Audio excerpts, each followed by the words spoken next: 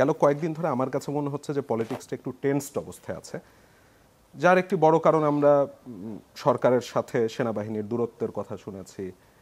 সত্য মিথ্যা তা তো আর বলবার সুযোগ নেই। গতকালের সেনাপ্রধানের একটি বৈঠকের কিছু খবর আমাদের সামনে চলে এসেছে, যেখানে তিনি বলছেন যে ডিসেম্বরে তিনি নির্বাচন চান। বিএনপির পক্ষ থেকে তো প্রচণ্ড রকম দাবি আছে। আমি দেখলাম যে ইশরাকের মেয়র পদের সেই যে তারা মাঠে নামলে এখন 2 জন ছাত্র উপদেষ্টার পদত্যাগও দাবি করছে। ডক্টর ইউনূস কি বেশ কঠিন একটা পরিস্থিতির মধ্যে এখন পড়ে গেলেন নাকি? ধন্যবাদ আমাকে আমন্ত্রণ জানানোর জন্য। দেখেন, এইগুলো হওয়ারই কথা ছিল। কারণ হলো, আপনি দেখেন পলিটিক্যাল প্রসেসের মধ্যে ডেমোক্রেটিক প্রসেস কখন ফাংশন করে, লিবারাল প্রসেস তখনই ফাংশন করে যখন আপনি একটা কালচার অফ ডায়ালগ অর্জন করতে পারবেন। সো কালচার অফ ডায়ালগটা এখানে হচ্ছিল এক ধরনের, আপনারা জানেন যে ঐক্যমত কমিশনে সমস্ত রাজনৈতিক দলগুলোর সাথে এক ধরনের আলাপ হচ্ছিল, কিন্তু কালচার অফ ডায়ালগটা আপনার এটা ফেথ পাচ্ছিল না, মানে কনফিডেন্স হারাইছিল যে এটার মধ্যে কোনো ট্রান্সপারেন্সি খুঁজে পাচ্ছিল না রাজনৈতিক দলগুলো। তো যখন এই আপনার ট্রাস্ট ইস্যুটা চলে আসে এবং ট্রাস্ট না পায়, তখন আসলে এই ডায়ালগ প্রচেষ্টাগুলো আসলে ওয়ার্ক করে না। তো ডায়ালগ প্রচেষ্টা ওয়ার্ক করার আগের কন্ডিশন হলো আপনাকে ট্রাস্ট অর্জন করতে হবে। এখন ট্রাস্ট অর্জন করার ক্ষেত্রে আমাদের এখানে যেটা হচ্ছে যে পলিটিক্যাল মানে পার্টিসগুলো তাদের প্রত্যেকেরই ক্ষমতায় যাওয়ার জন্য এক ধরনের প্রতিযোগিতা আছে, কিন্তু সেই প্রতিযোগিতার মধ্যে কোনটা তারা ট্রাস্ট অর্থে বিশ্বস্ততার সহিত কোন প্রতিযোগিতাটা করছে, আর কোনটা তারা ক্যামোফ্লেজ ঘোলা পানিতে মাছ শিকার যেটাকে বলে সেটা করছে, এইটা অনেক সময় আপনার একটা আরেকটাকে ছাপিয়ে যায়, ওভারল্যাপ করে ফেলে।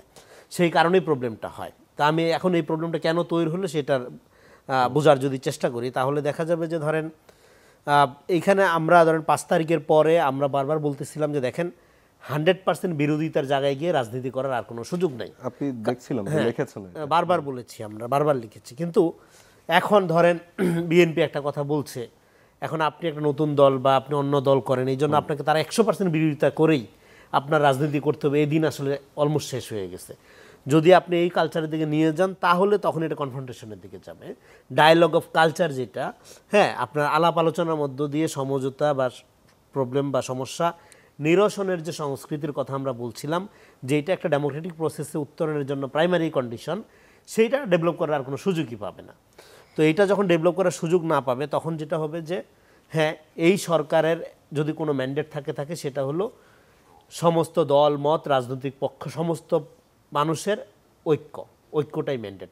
যতক্ষণ পর্যন্ত ঐক্য আছে ততক্ষণ পর্যন্ত আপনি বলতে পারেন যে হ্যাঁ, এই সরকার নির্বাচিত কি অনির্বাচিত এই তর্ক ইরিলেভেন্ট, ম্যান্ডেট প্রশ্ন। কিন্তু ম্যান্ডেটের প্রশ্নটা কখন আসে, যখন আসে হইল আপনার এই ঐক্যের ফাটলগুলো আমাদের সামনে বড় বড় করে তৈরি হয়।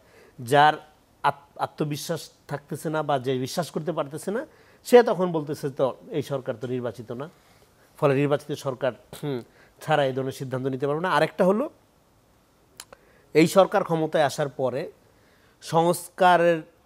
সংস্কার এবং নির্বাচনটাকে যেভাবে মুখোমুখি করা হয়েছে, এটা খুবই ডেঞ্জারাস হয়েছে। এটার কারণে বিশ্বাসের অবস্থাটা আরও ক্ষতিগ্রস্ত হয়েছে।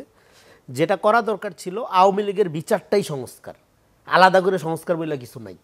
যেন বিচারটা কোন অর্থে, সার্বিক অর্থে বিচার কথাটা যদি আপনি বড় সেন্সে নেন, ফৌজদারি হচ্ছে প্রত্যেকদিনই তো হচ্ছে বিচার। তো আপনার বড় অর্থে যদি নেন, একটা হলো ফৌজদারি যারা গুম খুন করছে এটা একটা, আর একটা হলো থট ক্রাইম যারা করছে। একটা ফ্যাসিবাদকে রাজনীতি মনে করা, এটা হলো ভুল, এটা অন্যায় না। এখন এই ভুলদের মধ্যে যারা আছে, যে জনগোষ্ঠী আছে, তাকে তো আপনার পলিটিক্যালি পুনর্বাসন করতে পারতে হবে, তাকে তো আপনি পলিটিক্যালি এডুকেটেড করতে হবে, নাহলে দেশ দাঁড়াবে কীভাবে? এতদিন আপনি বিএনপি জামাত বলে পিটাই মারছেন, এখন কি আওয়ামী লীগ বলে পিটাই মারবেন? তাহলে আপনার একটা নেগোসিয়েশন লাগবে, সমাজে একটা রিকনসিলিয়েশন লাগবে, সমাজে একটা ঐক্য প্রচেষ্টা লাগবে। সেই ঐক্য প্রচেষ্টার জন্য সার্বিক অর্থে আওয়ামী লীগকে ডিল করতে পারতে হবে।